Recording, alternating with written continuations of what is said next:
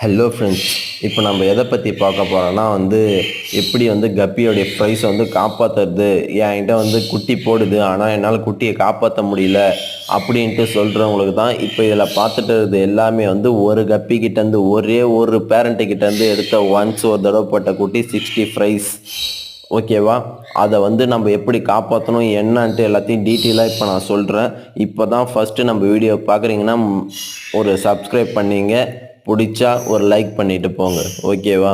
என்னென்னா இப்போ ஒரு ஃப்ரிட்ஜ் பாக்ஸில் போட்டு வளர்க்குறேன், இல்லை நான் ஒரு டப்பாவில் போட்டு வளர்க்குறேன், இல்லை நான் ஒரு ட்ரேயில் வளர்க்கலாம் அப்படின்னா மோஸ்ட்டாக நம்ம தினமும் ஃபீட் பண்ணும் போது நம்ம கப்பி குட்டி போட போகுதுன்னா நமக்கு தெரியும். ஒன்ஸ் குட்டி போட போகுதுன்னா அதை எடுத்து தனியாக சேவ் பண்ணி வைக்கிறது நல்லது. இல்லை நான் நெட்டு வச்சுருக்கேன் அப்படின்னாலும் ஓகே. அப்படி இல்லையா, தனியாக எடுத்து அதுக்குன்னு ஒரு சின்ன டப்பாவில் போட்டு விற்றா காப்பாற்றலாம். நெக்ஸ்ட்டு இல்லை நான் ஃப்ரிட்ஜ் பாக்ஸுக்குள்ளே தான் எனக்கு குட்டி போடுது அப்படின்னா அந்த குட்டியை அழகாக நம்ம எடுத்து தனியாக ஒரு ட்ரேயில் வச்சு சேவ் பண்ணுறது பெஸ்ட்டு. அப்படி இருந்தால் நீங்கள் எவ்வளோ ப்ரைஸை காப்பாற்றிட்டே இருக்கலாம். உங்ககிட்டயே 1000 ப்ரைஸு, 500 ப்ரைஸு எக்ஸ்ட்ரா வந்துகிட்டே இருக்கும். உங்களால் எடுத்து வைக்கவே முடியாது, அந்த அளவுக்கு ப்ரைஸ் வந்துகிட்டே இருக்கும். கப்பி நம்ம அழகாக எடுத்து அதை குட்டி போட்ட உடனே சேவ் பண்ணிடணும். ஏன்னா இம்போர்ட்டட் கப்பி கம்பல்சரி குட்டியே சாப்பிடும். லோக்கல் கப்பி குட்டியே சாப்பிடாது, இம்போர்ட்டர் கண்டிப்பாக குட்டியே சாப்பிடும். அதனால தான் நம்ம சேவ் பண்ணி வைக்கணும். ஒரு 15 டேஸ் இல்லை 20 டேஸ் சேவ் பண்ணிவிட்டு அதுக்கு நம்ம லைவ் ஃபுட்டு, அதுக்கப்புறம் என்ன கொடுக்குறீங்களோ நீங்கள் B1 B2 எது கொடுக்குறீங்களோ கொடுத்துட்டு அதை சேவ் பண்ணிவிட்டு அதுக்கப்புறம் அவங்க பேரண்ட்டு கூட விட்டுருங்க. எந்த அளவுக்கு ஸ்பேஸ் இருக்கோ அந்த அளவுக்கு கப்பி நல்லா சீக்கிரமாக க்ரோத் ஆகும்.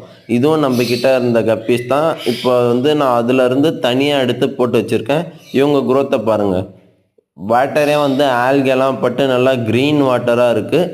மோஸ்ட்டாக க்ரீன் வாட்டர் ஃபிஷ்ஷுக்கு அவ்வளோ நல்லது.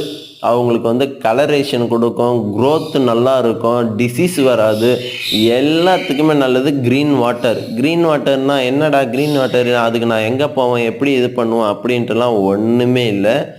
ஜஸ்ட் இப்போ நீங்கள் மாடியில் வளர்க்குறேன், இல்லை வெயிலில் நான் இப்போ வெளியில் வளர்க்குறேன்னா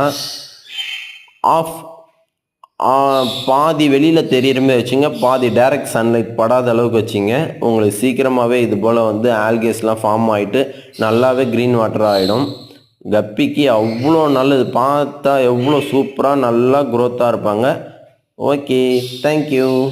முடிஞ்சால் சப்ஸ்கிரைப் பண்ணிங்க. தேங்க்ஸ் ஃபார் வாட்சிங்.